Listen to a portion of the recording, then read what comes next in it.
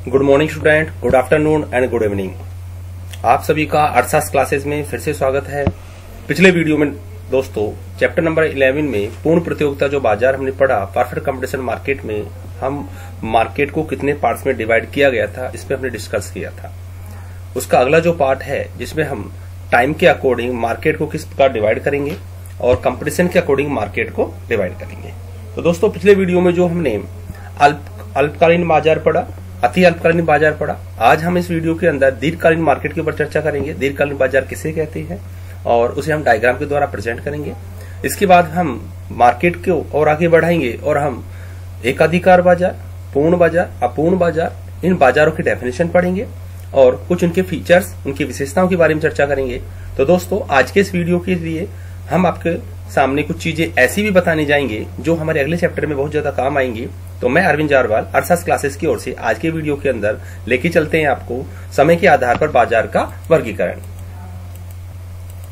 सबसे पहले हम चर्चा करते हैं टाइम पीरियड के अकॉर्डिंग मार्केट कितने पार्ट्स में डिवाइड किया गया है, जिसमें सबसे पहले हम चर्चा करेंगे दीर्घकालीन बाजार। पिछले वीडियो में हमने अल्पकालीन और अति अल्पकालीन बाजार पढ़ा था, जिसके अंतर्गत हमने आपको मार्केट के अंतर्गत जब सप्लाई कांस्टेंट होती है, पूर्ति स्थिर रहती है और अचानक डिमांड में जब चेंज होता है तो कहीं ना कहीं जो इक्विलिब्रियम पॉइंट है वो तो चेंज होता ही होता है।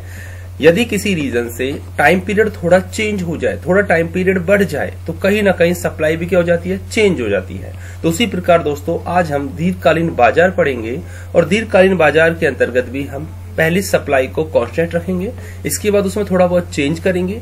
लॉन्ग टाइम पीरियड है तो मतलब टाइम हमारे पास बहुत ज्यादा है और टाइम ज्यादा होने के कारण हम यहाँ पर सप्लाई में भी परिवर्तन कर सकते हैं। तो दोस्तों यहाँ पर हम सबसे पहले इसकी डेफिनेशन को चर्चा करते हैं। दीर्घकाल में जो टाइम पीरियड होता है वो बहुत ही लॉन्ग होता है, लंबा होता है, अतः कुछ उत्पादक वस्तु की पूर्ति को मांग के अनुरूप आसानी से घटा बढ़ा सकते हैं या उसमें चेंज कर सकते हैं, क्योंकि इस अवधि में उत्पादक के सभी साधन परिवर्तनशील होते हैं। All resources are variable for the long time period. जब किसी बाजार की समय अवधि इतनी अधिक हो कि उत्पादक के लिए वस्तु की पूर्ति मांग के अनुरूप परिवर्तन करना संभव हो तो वह बाजार दीर्घकालीन बाजार कहलाता है। दोस्तों ये डेफिनेशन है, डेफिनेशन को जरूर याद रखें क्योंकि ये क्वेश्चन लॉन्ग बनता है और लॉन्ग क्वेश्चन के अंदर ये क्वेश्चन काफी मोस्ट भी है, क्योंकि इसका डायग्राम जब बनाएंगे थोड़ा आपको डिफिकल्ट लगेगा लेकिन बहुत इजी डायग्राम है। इस डायग्राम को समझाने के लिए ये आपके सामने डायग्राम मैंने बनाया, मैं आपको थोड़ा समझा देता हूँ इसको रिटर्न में वापस से, क्योंकि कुछ स्टूडेंट को थोड़ा अजीब सा लगेगा कैसे ये डायग्राम बनेगा। दोस्तों डायग्राम ज्यादा टफ नहीं है, बस आपको थोड़ा बहुत ध्यान रखना है कि जब हमने अल्पकालीन जो मार्केट हमने पढ़ा था उस अल्पकालीन बाजार में जो हमने डायग्राम बनाया था सेम वही डायग्राम है, बस थोड़ा चेंज करना है क्योंकि हम यहाँ पर लॉन्ग टाइम पीरियड पढ़ रहे हैं और लॉन्ग टाइम पीरियड के अंदर जो मार्केट के अंदर डायग्राम बनता है वो बहुत इजिली है। सबसे पहले दोस्तों हम क्या करेंगे, जो हमारा सप्लाई कर्व है उसको क्या रखेंगे, कांस्टेंट रखेंगे। जो ये सप्लाई कर्व है, यस, ये ऐसे सप्लाई कर्व है, ये हमारा कांस्टेंट रहेगा। ठीक है दोस्तों। फिर डिमांड जो कर्व है, ये जो डिमांड कर्व है, डीडी डिमांड कर्व, थोड़ा ध्यान से देखना, रफली कॉपी लेकर इसको बनाने की कोशिश करना। रफली कॉपी में आप बनाओगे जरूर 100% आपको समझ में आएगा और आपका डायग्राम भी अच्छा बनेगा। ठीक है दोस्तों। ये प्रारंभिक जो कीमत है वस्तु की, ये प्राइस है। अचानक डिमांड में क्या किया, हमने चेंज किया, D1 और D1। ठीक है दोस्तों। D1 जब हमने डिमांड को क्या किया, चेंज किया, इसके बाद आपको करना क्या है,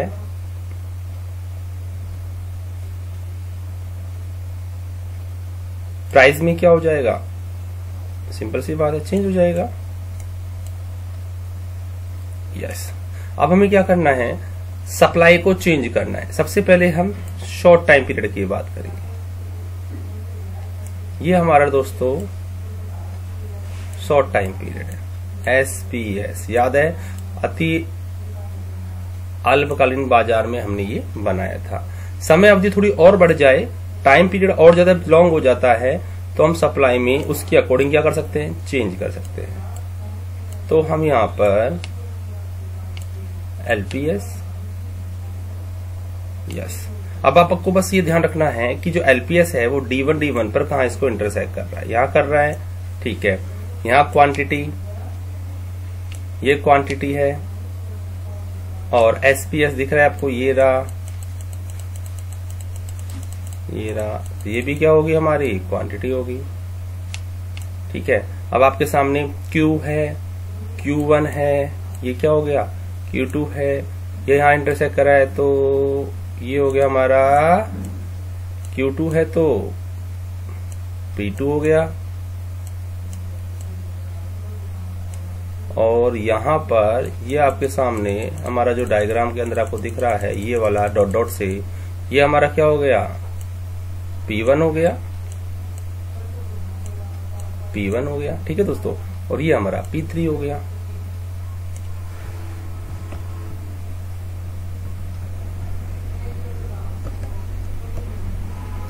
तो उम्मीद करता हूं डायग्राम थोड़ा बहुत आपको समझ में आया होगा, क्योंकि डायग्राम के अंदर ये जो मैं आपको हाईलाइट करके दिखाऊंगा उस पर थोड़ा ध्यान देना। ये जो आपके सामने जो ये लाइन है एलपीएस, ये लॉन्ग टाइम पीरियड को शो कर रही है।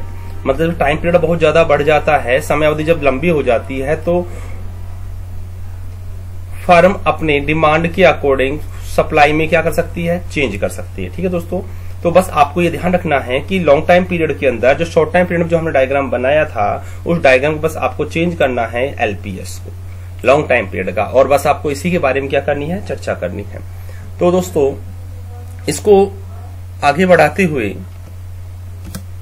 इसकी जो व्याख्या है वो हम आपको समझाएंगे। व्याख्या के अंतर्गत चित्र के अंदर OX अक्ष पर OY अक्ष पर आपको 100% मालूम होना चाहिए कि कीमत और मात्रा को दर्शाया गया है, जहां पर एसपीएस अल्पकालीन पूर्ति मात्रा को और एलपीएस दीर्घकालीन पूर्ति मात्रा को क्या करता है, व्यक्त करता है।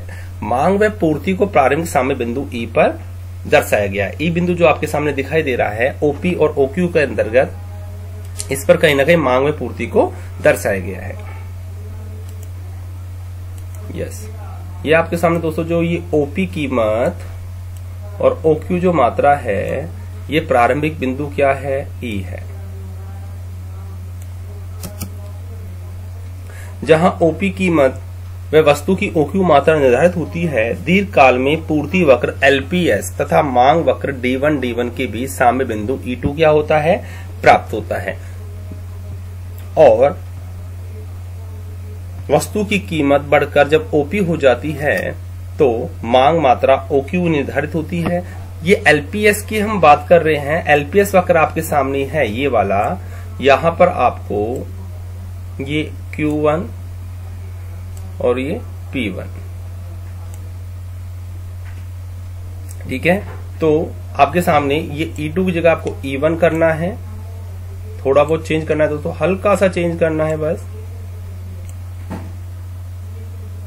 और इसको तो आपको OP1 ही रखना है, ठीक है। तो उम्मीद करता हूँ वीडियो आपको समझ में आ रहा होगा, क्योंकि ये लॉन्ग टाइम पीरियड हम मार्केट पढ़ रहे हैं और ये क्वेश्चंस यहां से पूछा जाता है, 4 मार्क्स के अंदर आता है दोस्तों। चलो चर्चा करते हैं अति दीर्घकालीन बाजार की। यहाँ पर कोई डायग्राम तो है नहीं, लेकिन डेफिनेशन आपको समझना होगा। अति मतलब अति वर्ड लग गया तो जब समय अवधि इतनी अधिक हो जाती है कि मांग व पूर्ति में दीर्घकालीन परिवर्तन किए जा सकते हैं, तो ऐसे बाजार को हम अति दीर्घकालीन बाजार के नाम से जानते हैं। ऐसे बाजार में उत्पादक नई तकनीकों और आविष्कारों का उत्पादन के क्षेत्र में ज्यादा यूज करता है, और उपभोक्ता के स्वभाव, उसकी रुचि, उसकी फैशन, आदत और पॉपुलेशन जनसंख्या के आधार पर संरचना में परिवर्तन के कारण उनकी मांग में भी काफी परिवर्तन हो जाता है। अगला जो टॉपिक है दोस्तों हमारा वो कंपटीशन के अकॉर्डिंग मार्केट के डेफिनेशन हम देंगे। यहाँ पर कंपटीशन के अकॉर्डिंग मार्केट जो है उसको लगभग 3 पार्ट्स में डिवाइड किया गया है। पहला हम पढ़ते हैं कंप्लीट मार्केट। पूर्ण बाजार किसे कहते हैं? ऐसा बाजार जिसमें क्रेता और विक्रेताओं में पूर्ण प्रतियोगिता पाई जाती हो, जिस कारण वस्तु विशेष की एक ही कीमत प्रचलित हो, ऐसे बाजार को कंप्लीट मार्केट या पूर्ण बाजार की श्रेणी में रखा जाता है। विशेषताओं में हम चर्चा करते हैं। इस बाजार में वस्तुओं के क्रेता और विक्रेताओं की संख्या बहुत ज्यादा होती है। वस्तु रंग रूप गुण में एक समान होते हैं। सिंपल सी बात है, यहाँ पर क्रेता विक्रेताओं की संख्या ज्यादा होने के कारण वस्तु के जो कलर है, डिजाइन है, उसके अंतर्गत क्या होगा, कहीं ना कहीं वस्तुएं एक समान होंगी। प्रतिस्पर्धा के कारण संपूर्ण बाजार में एक ही कीमत प्रचलित होती है, मतलब कीमत विभेद देखने को नहीं मिलता। यातायात की सुविधाएं लगभग शून्य होती है क्योंकि फर्में पास पास होती है, क्योंकि क्रेता और विक्रेता के मध्य दूरियां क्या होती है, काफी कम होती है। अगला है दोस्तों अपूर्ण बाजार, इनकम्प्लीट मार्केट। इनकम्प्लीट मार्केट के अंतर्गत ऐसा बाजार जिसमें क्रेता और विक्रेताओं के मध्य प्रतियोगिता लगभग नहीं के बराबर होती है, जिस कारण एक ही वस्तु के अलग अलग मूल्य देखने को मिलते हैं। ऐसे बाजार को हम इनकम्प्लीट मार्केट की श्रेणी में रखते हैं। विशेषताओं की बात करें तो क्रेता और विक्रेताओं की संख्या लगभग सीमित होती है, क्रेता और विक्रेताओं के बीच प्रतिस्पर्धा ना के बराबर होती है, और क्रेता और विक्रेताओं का बाजार का पूर्ण ज्ञान नहीं होता, क्योंकि इनकम्प्लीट है तो सिंपल सी बात है, नॉलेज तो बहुत कम पाई जाएगी। इस रीजन से इस बाजार को हम अपूर्ण बाजार की श्रेणी में रखते हैं। अगला है दोस्तों वो है मोनोपोली मार्केट। मोनोपोली मार्केट में दोस्तों एकाधिकार बाजार नाम से ही है जैसे स्पष्ट हो रहा है कि एक ही क्रेता, एक ही विक्रेता, या मैं बोल सकता हूं अकेला उत्पादन करने वाली फर्म जो अपने अकॉर्डिंग प्राइस के अंदर चेंज कर सकती है। तो परिभाषा के अकॉर्डिंग एक ऐसा बाजार जहां वस्तुओं का अकेला उत्पादक होता हो, दूसरा कोई भी प्रतिस्पर्धा देखने को नहीं मिलती हो।